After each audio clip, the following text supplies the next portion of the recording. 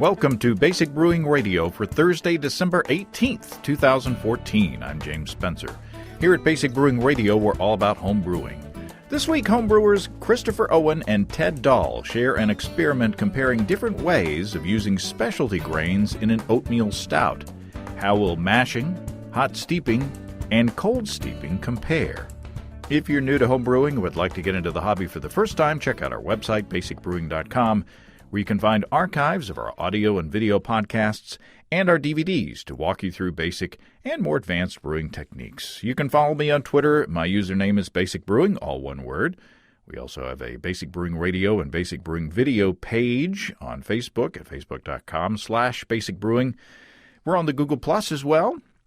And thanks again to everybody clicking on the Amazon.com associate link on our basicbrewing.com site. Wow, has it been busy lately during this busy holiday season? Very grateful. Whenever you think of Amazon.com shopping, think of us first and click on our associate link on our website. It's on the right-hand side of the page. It won't cost you any extra, and you'll be helping us to bring you this show, and we greatly appreciate your support. Those the funds that we're getting through that are probably going to help get us to San Diego next year, so that is very helpful. We also have associate links for Brew Your Own Magazine and the American Homebrewers Association on our site as well. You can find our Basic Brewing iPhone app on iTunes, our Android app on Amazon.com. We have a Windows Phone app. We're on the BlackBerry Podcast Directory. We're on the Stitcher app. We're just everywhere. If you want to put a tip in our tip jar, some coinage in our guitar case, you can go to basicbrewing.com/support, and thanks to everybody who's done so already.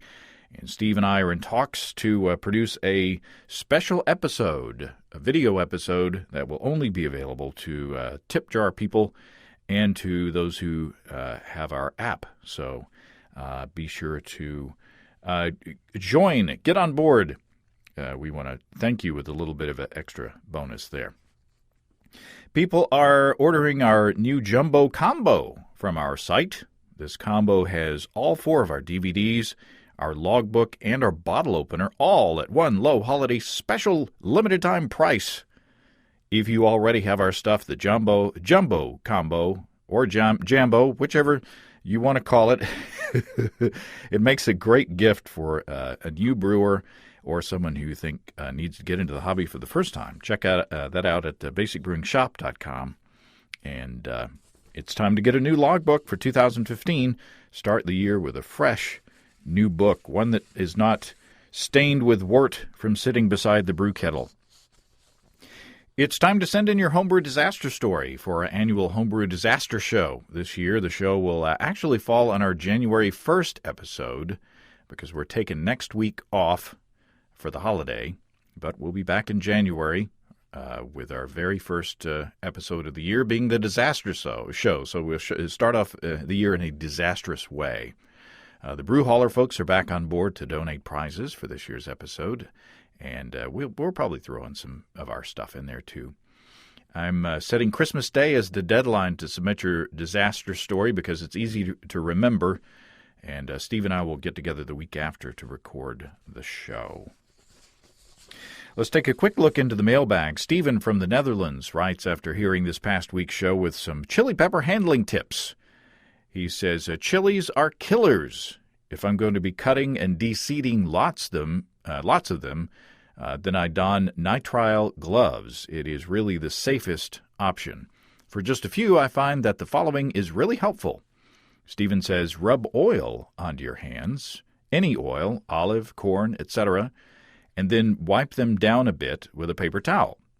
Cut the chilies as normal, obviously avoiding excessive contact with the white pithy thing. Stephen says, I have a Ph.D. in plant biology from no less than Oxford University, and yes, the correct term is white pithy thing. The white pithy thing and seeds as much as possible. Avoid contact with water as well. When you're done, immediately rub a good squirt of liquid dish soap in your hands as if you're washing off bike chain grease. Rub it in all good-like. Then wash normally in warm water. Stephen says, it seems that the oil forms a bit of a barrier, or maybe sequesters the capsaicin a bit, and then washes away with the soap. More or less, anyway, he says. This won't do you much good making a bucket of habanero jam, but quickly de-seeding a handful of edible chilies for a recipe, it's great. Touching a clean fingertip to your tongue afterwards will help gauge the effectiveness of the strategy and will further inform your future bathroom break strategy. Thanks, Stephen. I've taken to wearing a Ziploc bag as a glove on my non-knife wielding hand when I cut up habaneros from my breakfast omelets. Then afterwards, I rinse it off and set it aside to use again. So everybody has different ways of doing things, and I'm sure my wife loves having that Ziploc bag forever on our kitchen counter. We we have a sponsor this week. Just like your favorite beer and cheese pairing, the American Homebrewers Association is the perfect companion for anyone who's passionate about beer. Whether you're an expert homebrewer or just getting started, more than 43,000 members rely on the AHA for money-saving member deals, event discounts, and brewing resources. As a not-for-profit organization, the AHA relies on members to support their work to promote, protect, and grow the homebrewing craft. Support your passion. Visit homebrewersassociation.org and join today. And one more benefit, I got an email saying that I got an email from the AHA saying that one of the local breweries here in town is on board with the member discount. So Apple Blossom Brewing Company, you go there and you present your AHA card, you get $1 off each pint of beer. So there you go. If you go to your local pub a bunch and present, and they take part in that program, you'll pay for your membership before long. One more note before the interview. I posted the first part of a 2-part Basic Brewing video series on Party Guile brewing. I posted that last Friday. I got together with Steve to brew 2 beers from 1 mash, and we had too much fun. We normally don't get as goofy as we got, but people seem to be enjoying it. So I'm planning to post the second part of that series this Friday. So be on the lookout for that. Now let's get into this discussion with Christopher Owen and Ted Doll about different methods of using specialty grains in an oatmeal stout. Christopher Owen, welcome back to Basic Brewing Radio. Oh, thanks for having me again. And what is your official position there with your local homebrew club? I'm president of the Loggers Homebrew Club. And you've got a promotion since we last talked. That's right. Last time I was just doing the experiment, and now I'm president. So who have you got with you? I've got Ted Doll. Hi. Hi, Ted. And this time you're the experimenter. Yeah, this time I'm the experimenter.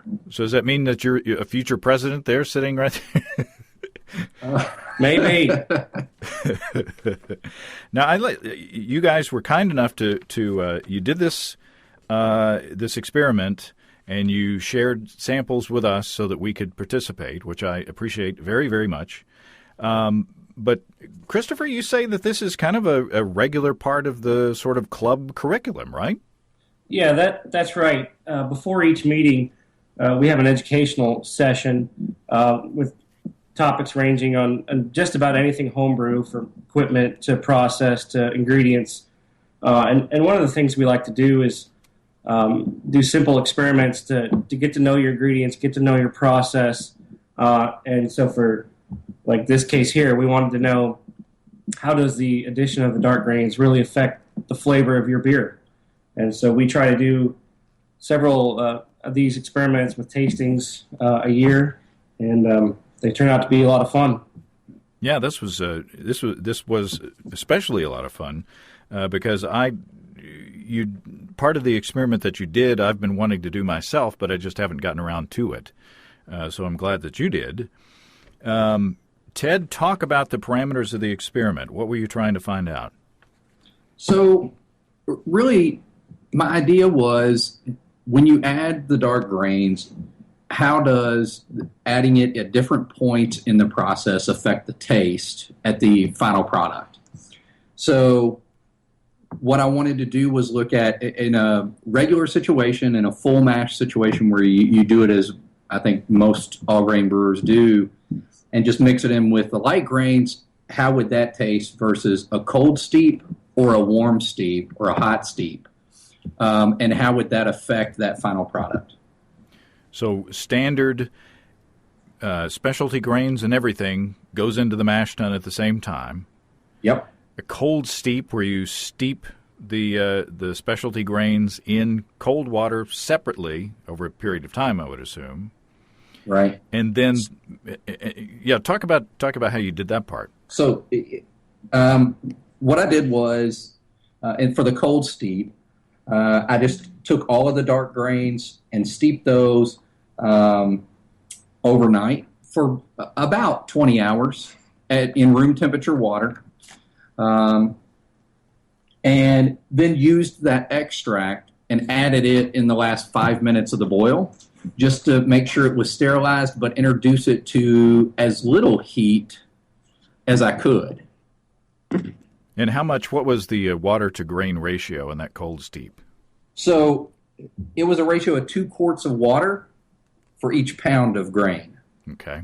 And then I used a lot of the publications that I read on that technique kind of indicated add it until you felt like it was the right color. And I decided to add all of it. So I just used it all. I felt like on a total water, so when I looked at this experiment, one of the things I really focused on was making sure that I used the exact same amount of water for each batch and treated it as similarly as I could across the 3 batches. So I really focused on making sure that water and that my OG was as close as it could be and that my finishing gravity would be as close as I could get it so that the batches were as uniform across the 3 batches as I could make it. And you would really be focused on the difference in the taste in the grain and the way that they were treated versus other variables across the 3 batches. That's good. And so I figured in that the 2 quarts per pound and what I would get out, I figured that into the 3 batches so that I would be essentially coming out with the exact same amount of liquid on the far end side of the brewing process. And then how did you handle the hot steeping? So I have a bag that fits my kettle. And I ran all of I essentially did it the way that you might imagine using specialty grains in an extract batch, except that I made my own extract in this case. So all of the light grains were treated just as they were for the cold steep. And then I took the dark grains and put them in the bag and steeped them at the beginning after I laudered off all of the wort. I steeped those specialty grains for 30 minutes at the beginning before I boiled. Okay. So, again, it's a parallel. If you were doing an extract batch of beer and you were steeping your specialty grains in your light extract or whatever color extract that you use, so that had an added bonus there. Yeah, I felt like doing it that way gave us an additional way to look at this between extract brewing and all grain brewing. And so what are the taste differences between those two as well, right? So if you do an extract batch, the hot steep is essentially what you would expect, and then the full grain mash is the other, and you could compare those two as an additional aside. Very nice. Talk about the recipe. So what I did was an oatmeal stout, and I really wanted to focus on choosing dark grains that were going to be very dark, and so that you would have a good break between the two. So I used 8 pounds of 2-row, a pound and 11 ounces of oats, 16 ounces of crystal 10, and then 5.3 ounces of both carapils and flaked barley. So all of those light grains got included in either the mash or the full mash. Those were the light grains that separated out. And then I used 11 ounces of roasted barley and 5.3 ounces of both chocolate and black patent. And those were separated out for the cold steep or for the hot steep. And those were the ones that I separated out. Okay. And then your hopping was pretty simple. Yeah, hopping was very straightforward. I'm looking for it on here. I apologize. I'm cheating. I have your sheet in front of me here. Let me connect with that. It says half an ounce of Magnum first wort hopping. Yeah. So, and the reason I chose Magnum was I wanted something really neutral, so that it also was not impacting the flavor of the grains, and I felt like Magnum would be pretty neutral on the front end as just a bittering hop. And you don't have to use a lot of it, so that Right. cuts out on the vegetal flavors or that you might get from the hops as well. Yeah, that's exactly right. Yeah. Well, very good. So what was the yeast that you used? The yeast we got from a local brewery. It's a San Diego Super There you go. Okay. 090 White Labs. Well, they were very tasty beers, all three of them. And you sent two sets, and we did two tastings. One at Fossil Cove Brewing Company with Ben Mills and Sean Terrell, and then the second one at Steve Wilkes' house with me and Steve Wilkes. Is there anything that we need to know before we go into those tastings? So I guess the beers were carbonated in a keg and not in the bottle. And I used a beer gun to do the bottles as opposed to actually force carbonating them in the bottles.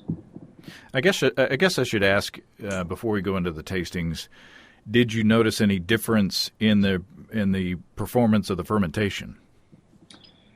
That's a great question. I didn't. I kept them all three in exactly the same type of container.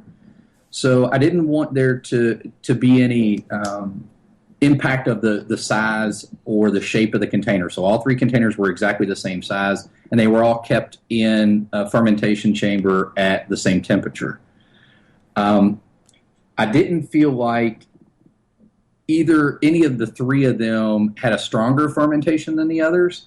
Although I will say the thing that I noticed was the cold steep, the fermentation, the actual Kreuzen looked far creamier with that particular fermentation than the other two. And I thought that was pretty interesting. So which one was that again? The cold steep. The cold steep. Okay, interesting. So why don't we, and then we also want to talk about what you guys experienced with your tasting sessions. But why don't we go to the goofy tasting sessions that we recorded, especially over at Steve's house. It was a little more goofy. So anyway, let's go to the tasting sessions, and we'll be right back. All right. Well, here we are in the Fossil Cove tasting room. Ben Mills, welcome back to Basic Brewing Radio. It's cracking. You're young folks today. And Sean Terrell, visiting from Colorado. 2 Mile Brewing Company. Thanks for the plug. That's what she said. Now, we've tasted these beers, and they're all tasty beers. We can't find any major defects, right? I mean, the things that we're saying, anything negative will be picky stuff. So. First of all, let's just talk about our sensory evaluation. Ben, what do you see and taste and smell from these beers? They're all obviously oatmeal stouts. I guess just starting at the beginning, A is probably the darkest of the three, I think we agreed upon.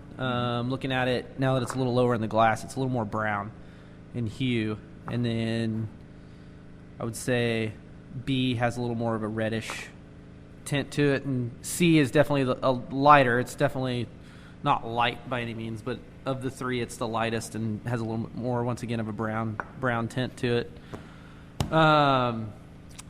A, I agree with Sean and you, James, that it's a little more ashy, a little more roasty. B, I think, is the sweetest to me.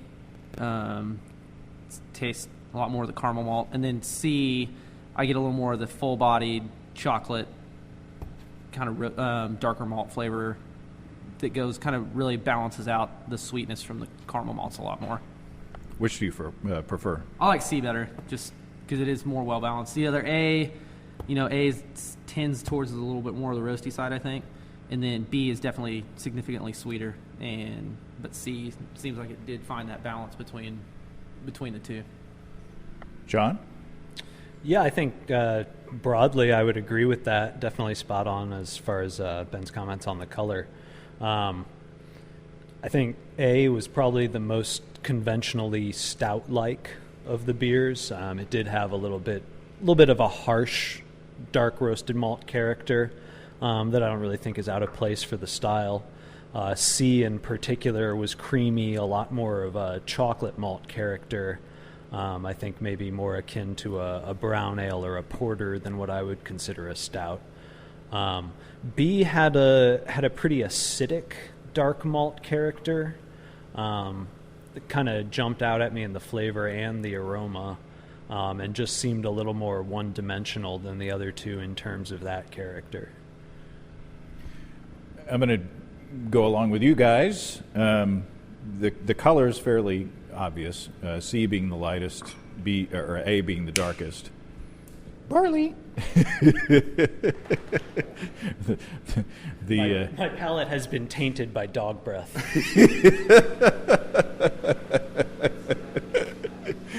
Barley, the brewery mascot. So the colors we all agree on. A, I thought was a bit almost ashy to me, I think is the adjective that I used. It's just so much roast character that it was a little over the top for me. In the past, there's something in my palate that confuses some of the character from dark roasted grains with sourness, and I'm getting that with B. Ben said sweet. You're saying acidic. I say sour. So that's interesting that we had sort of different perceptions. And then C to me is more chocolatey, and maybe it is out of style for this style. I don't know. Maybe it's more of a brown ale or a porter. I don't know. But it's the one that I prefer. It seems more balanced to me.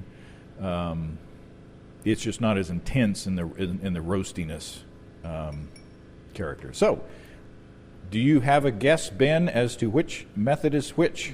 I do have a guess. That's probably about the best we can do. So to me, just go down the line. A is going to be the dark grains steeped in the wort for 30 minutes at 155, so the hot extract of the dark grains. B is going to be the cold extract of the dark grains. And C is the full mash, everything in the mash. John? I thought that A was the conventional mash, B was the hot steep, and C was the cold steep, was my guess.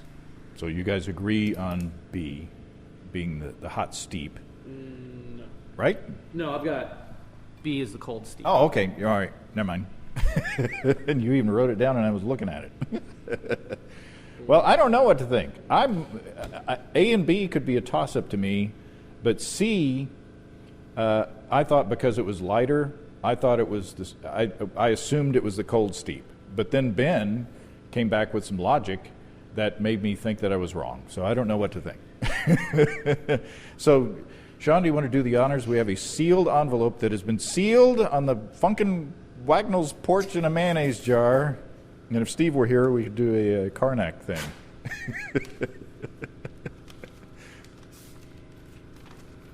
And A is the extract, B is the full mash, and C is the cold steep. Oh. I got A right. So C is the cold steep. So the one that I guessed on, I got right. And how did you do, Sean? I had pegged C as the cold extract, but I got the other two reversed. Okay, well, we each got one right. That's cool. All right, so A is the extract. So the one that had the most roast character would be a similar method to as if you were brewing an extract beer, with the steeping grains in the wort. B is the full mash. And then C, the cold steep. So interesting. That's cool. Now, I've got another set of these, and I'm planning to taste them with Steve Wilkes. So let's go over to that tasting right now. Steve Wilkes, here we are on the back patio of your house, the back deck, and it's chilly here in the shade. It's a nice, beautiful day. Yeah. We're taking a break. The mash is happening on the seat of your pants party guile. Yes. And I'm forcing you to drink 3 oatmeal stouts at your own house. It's a terrible price to pay. So here you have before you 3 beers. Yes. What are your impressions? I do a good John Wayne. I just lob them up there. Okay. I've got 3 beers here, A, B, and 3, as they're labeled.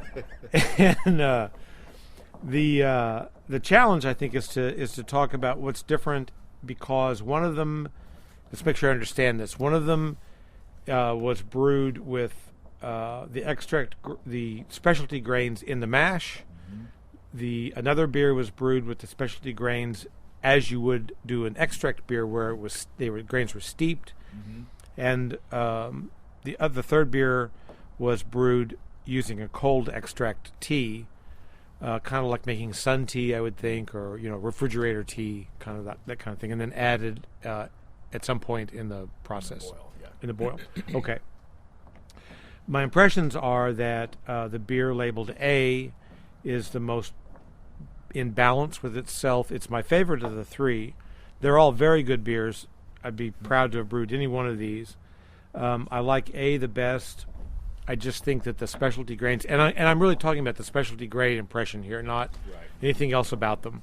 But I really like the way the roastiness of the Black Patent and the chocolatiness, is that a word, of the chocolate malt come through, and they seem to be really well balanced with the grain bill in general, and with the hops in general. That's my favorite of the 3.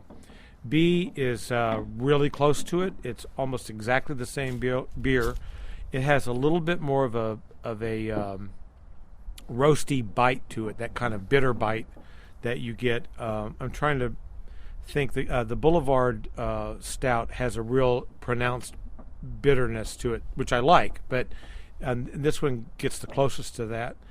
And then the third beer is my least favorite of the 3. Again, it's a perfectly good beer, but the roastiness, the assertiveness of them is so subdued that while I can tell they're in there, to be sure, they don't really do much for me. So it's my least favorite of the 3. I really like A a lot. I like B quite well.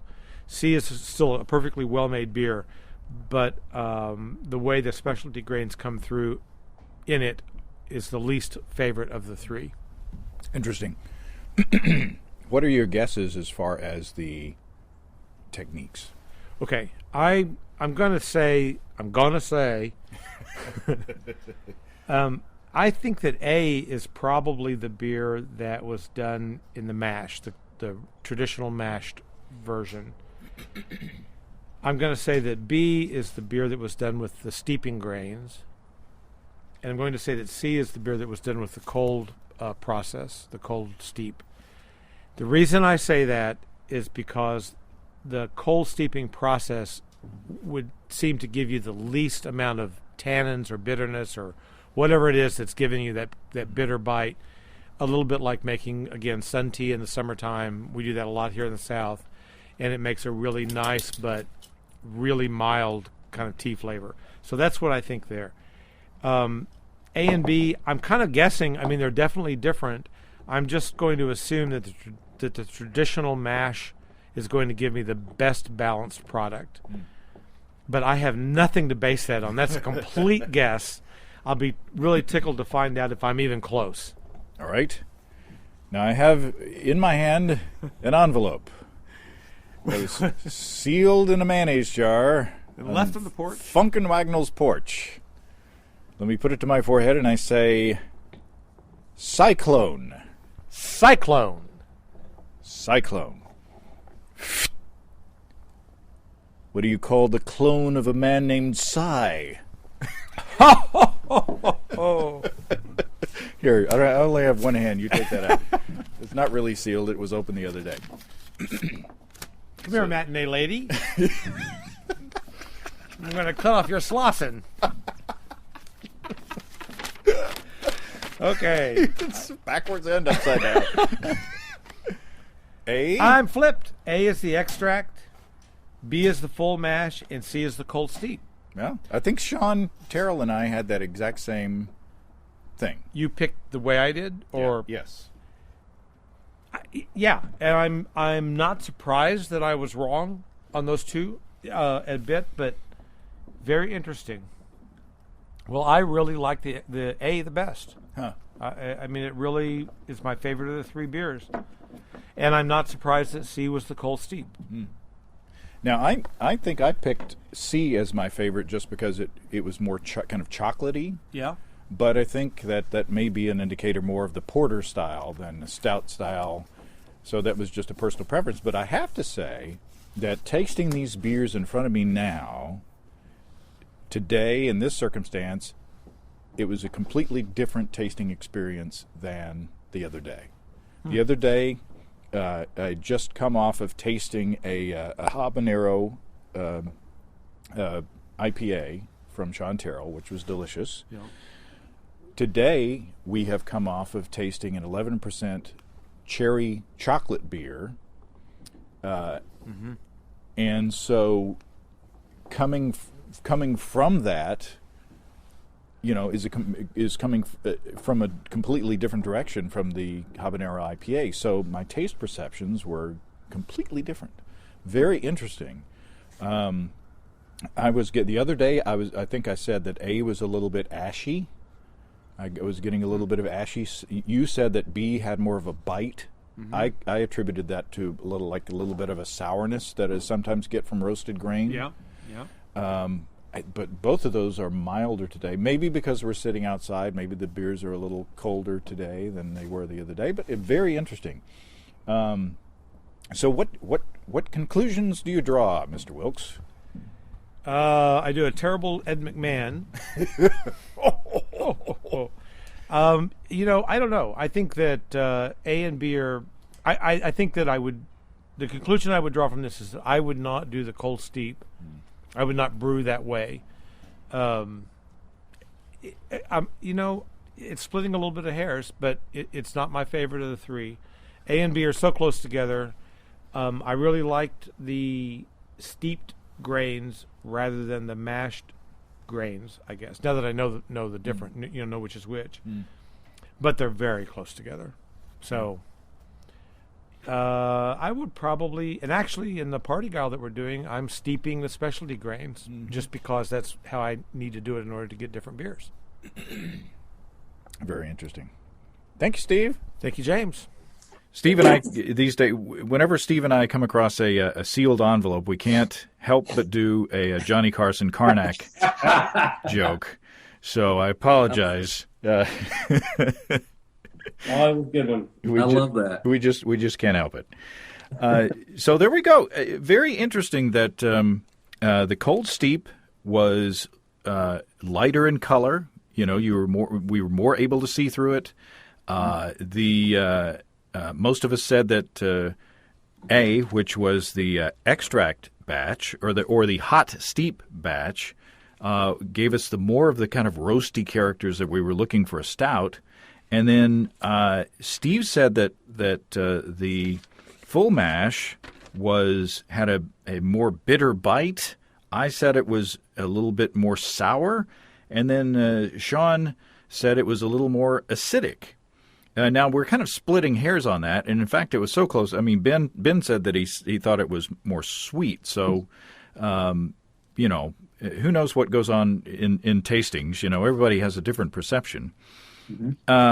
So what we hear on our tastings, did that parallel what you guys experienced? Well, for me personally, I felt like a lot of the things that you guys talked about in the tasting did match what I tasted in the beers. The Cold Steep for me was more chocolatey, and I felt like that chocolate flavor came through more pronounced than in the other two. I also felt like the Hot Steep batch was closest to what you would consider a true stout, with a little bit of bite to the grain flavor, and maybe a little bit of acidity, which might be the sourness that you picked up. No, I think I was the sourness that I got more sour. The sourness was in the full mash. On mine. Okay. If I'm keeping things straight. Yeah. Between the two of us, right? One of us has got it backwards. That's right. And I'm sure it's me. You're the one that tasted them. So the full mash, I felt like the full mash had a mouthfeel, was a kind of a thicker mouthfeel to it for me, and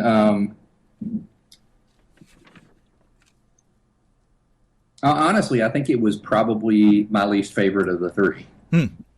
Interesting. I did feel like it was a bit more sweet, and I don't know that that's exactly the right term, exactly the way that I would say that, but that does kind of match up for me.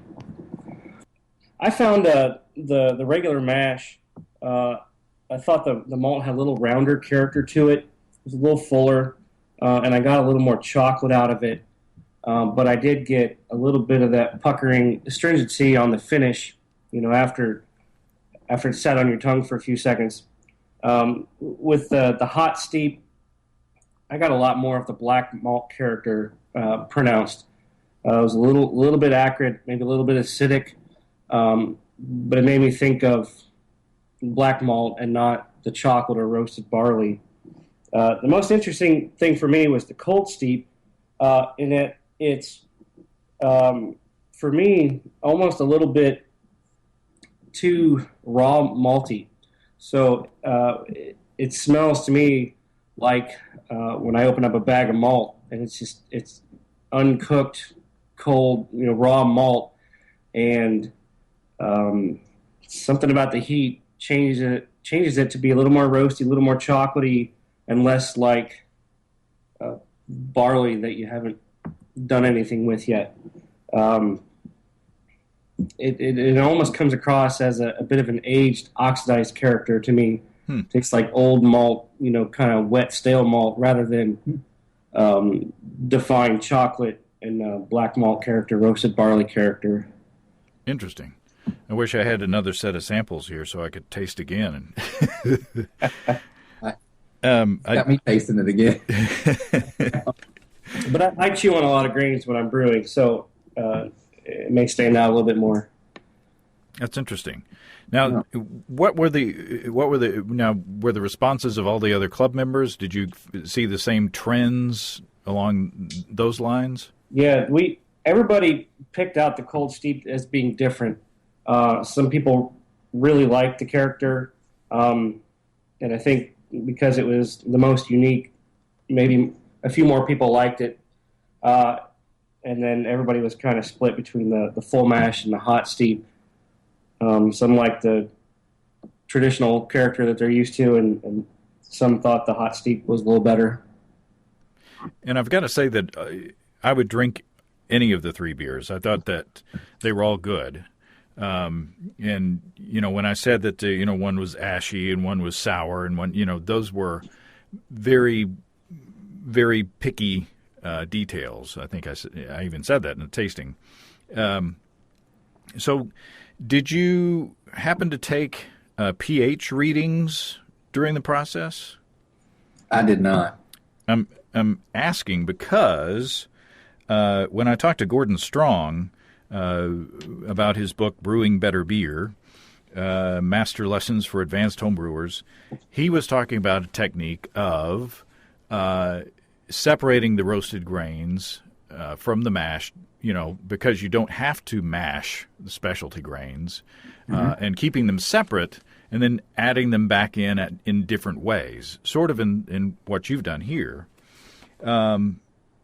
he says, and let me quote a paragraph here. Dark roasted grains and malts such as chocolate malt, black patent malt, and roasted barley do not need to be mashed. The high roasting temperatures denature the enzymes and break down the proteins and starches. The grains can simply be steeped. Okay. Okay, well, that wasn't what I was thinking. That's Well, I should have. We were surprised a little bit, too, because he also says that with the dark roasted grains, it'll alter the pH, and that will also then alter the activity of the saccharification enzyme. So a little lower, a little higher could favor alpha or beta, one more than the other. But we didn't see a difference in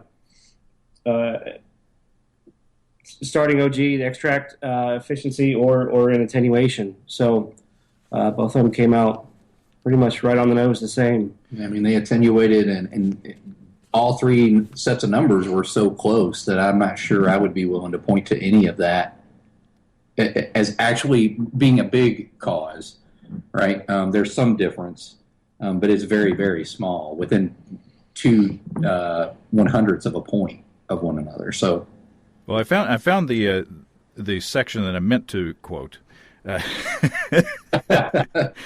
He says, in the traditional mash, dark grains are milled and mashed along with the rest of the grist. They are not treated differently at all. This approach can lead to harsher, more astringent flavors in the finished beer, particularly if the water chemistry isn't handled properly. However, dark grains can serve a useful purpose. If your brewing water has high levels of carbonates, the higher acidity in the darker grains will help lower the mash pH. So that's what I was thinking when I was tasting, the full mash beer, and saying that it was more, or it was a bit sour, and then Sean was saying it was a bit acidic, and then Steve was saying had a bitter bite. I was just curious to see if those having the roasted grains in the mash tun for the whole time, if that did something to the pH to alter that perception. Yeah. If there's one thing about this experiment that I feel like I missed on, it's taking those readings and taking advantage of that opportunity to look at the difference that it causes in the mash, and then later after the boil, right? What does that look like, and what are the differences? Do they end out the same, or do they end out in different places? And unfortunately, I didn't take advantage of that on this particular experiment. Well, there's always next time. No, but I think that there was plenty to learn. I mean, there were plenty of results from this, and they always say that repeating an experiment will help you either confirm or deny the results as you got in the first time. Mm-hmm. So there's always things that you can do differently. So yeah, I think that after this has kind of changed my perceptions, because if I were to do a big stout, I think that I would do what you did with the hot steep and steep it in the hot wort after it came out of the mash tun, because I like that one the best. It sticks to the style, I think, the truest, which I find very interesting, considering that there's a lot of talk when you're an extract brewer about moving to an all-grain process. And I don't want that to sound like I feel like that's not a good jump to make, because it gives you a lot of variability and control over what you're making, right? Mm-hmm.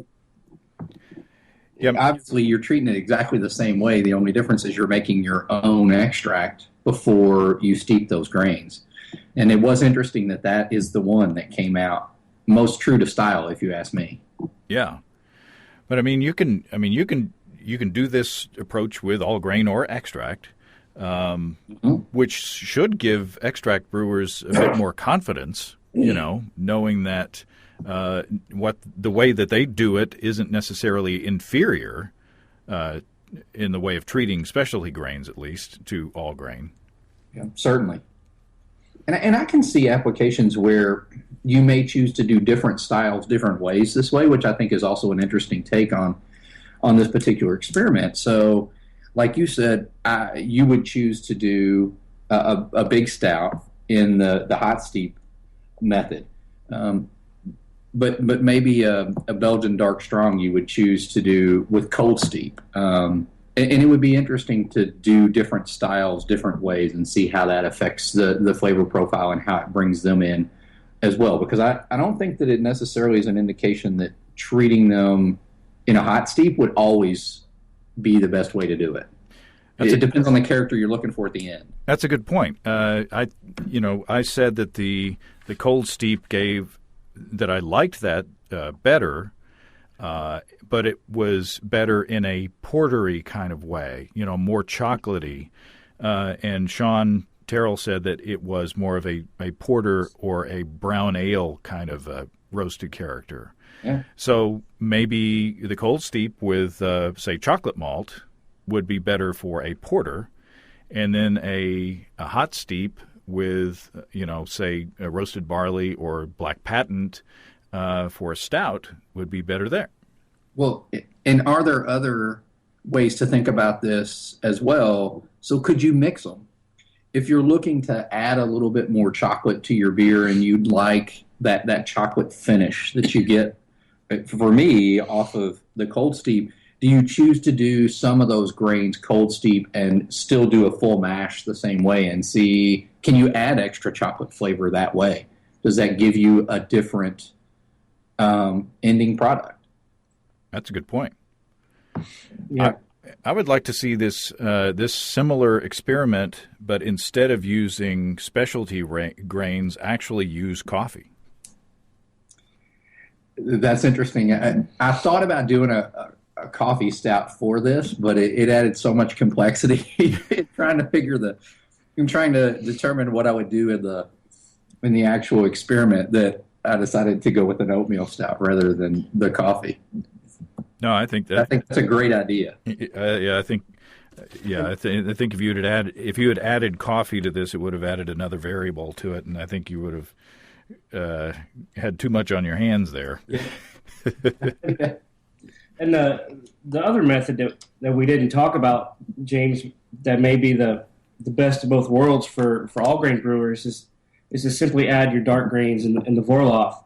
So you essentially get the contact time of a steep without as much extraction and without altering your mash pH as much. So you don't necessarily have to do the full mash, but just add them there at the end. It's probably a time saver to do it that way as well, because you add them during the Vorlauf, and that's time you already spend, as opposed to sitting and waiting 30 minutes, as I did, for the hot steep to be done. So that's true, and especially if you have a recirculating setup, recirculating mash tun. Right. I typically do either brew in a bag or batch sparging. So I'm not sure that doing it during the Vorlauf for me would give it as much contact time. I'm sorry, James. One of the reasons I decided to do this as I did in the hot steep way is because one of the variables I felt like I could control was to do it in a batch sparge, because I know exactly what water goes in and what water comes out on the other side. And so that's one of the reasons I decided to treat this as the hot steep, because I felt like there were other variables that fly sparging or other ways of sparging the mash would change or be harder for me to track and deal with. That makes sense. I'm thinking for brew. Well, for a batch sparge, you could add the specialty grains.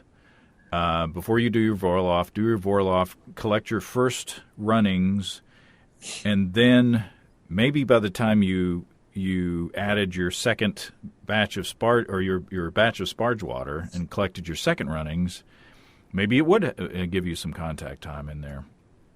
Interesting to see how that would work that way, yeah. It's always fun to have options. It's always fun, at least for me, to be able to change some things in my brew day and just see what happens. It makes it more fun.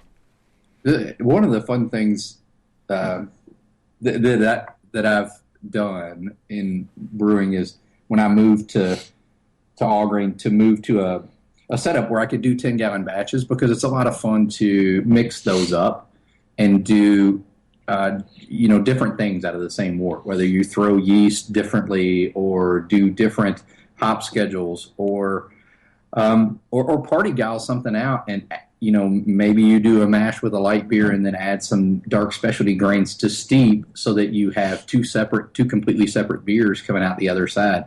There's just a lot of flexibility with this kind of experimentation that's very fun.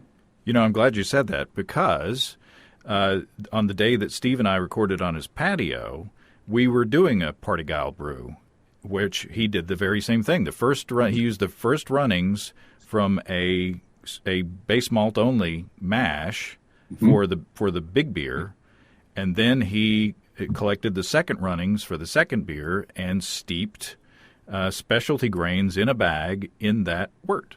So there you go.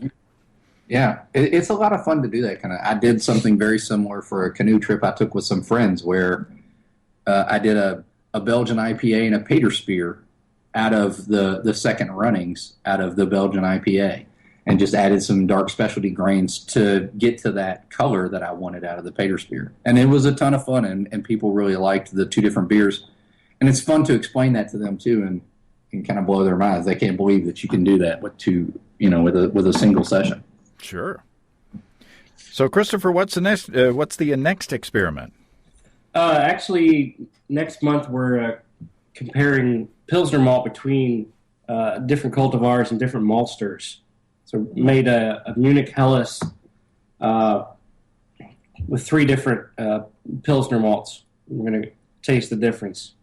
Wow, that sounds like a lot of fun. All slightly different. They all use a different strain of barley grown in different regions of the world. So we'll see how that impacts the flavor. Cool. Well, I don't expect you to send samples on every experiment, but whenever you feel the urge to do so, we'd greatly appreciate it. This is fun. Absolutely. Again. Yeah, it's a lot of fun. Well, Christopher and Ted, I appreciate your hard work, and I appreciate I appreciate your thinking of us. No, thanks for having us on. It was a lot of fun. Thanks again to Christopher and Ted. That was a great experiment. Very, very informative, and I'll be interested to taste how Steve's smaller beer tastes using the hot steep method that we used. And again, you can see that this Friday when I post that episode. And I'd love to try these techniques with coffee to see how they affect the flavor of the brews. So maybe that's another small batch experiment that we can do for the show. We're off next week for the Christmas break. We'll be spending time with family, and I hope you will be too. And we'll be back the week after with your disaster stories. Don't forget to send yours in if you haven't already. In the meantime, if you have brewing questions, show suggestions, or want to say howdy, write to james@basicbrewing.com, or just fill out the contact form on basicbrewing.com. And please don't forget to tell us where you're from. Check out our support link where you can throw a couple of bucks into the tip jar by subscribing financially to our podcasts. Be sure to check out our DVDs, Extract Brewing and Partial Mashing, Stepping into All Grain, Low-Tech Lagering and Decoction Mashing, and Introduction to Wine Kits. You can find them all on our site. And for a limited time this holiday season, check out our Jumbo Combo with all of our DVDs, our bottle opener, and our Brewer's Logbook at one special low price. You can check out our Basic Brewing shirts in the store as well. You can see a listing of the fine folks across the country who sell our DVDs on basicbrewing.com, and if there isn't a vendor in your area, you can order them online in our online shop at basicbrewingshop.com. Thanks to everybody who's continued to click on our Amazon.com link. We appreciate the support there. Our featured products this week that purchased through the link are The Life-Changing Magic of Tidying Up, the Japanese Art of Decluttering and Organizing. I need that. Maybe that's a New Year's resolution. And Spiegelau 2-pack Beer Classics IPA glass, 19 ounce. Ooh. Thanks again, everybody. And remember, I can't tell who bought what, so no worries there. Just click on the Amazon.com logo on our site the next time you feel like Amazon shopping. We greatly appreciate your support. And don't forget, you can also join the American Homebrewers Association and subscribe to Brew Your Own magazine through the associate links on basicbrewing.com. That's all until next time. Until then, thanks for listening, everybody. We'll see you next year. I'm James Spencer. Production help for Basic Brewing Radio, and our website is provided by Kelly Dodson. Basic Brewing Radio is a production of Active Voicing. We'll talk to you next time, everybody. So long.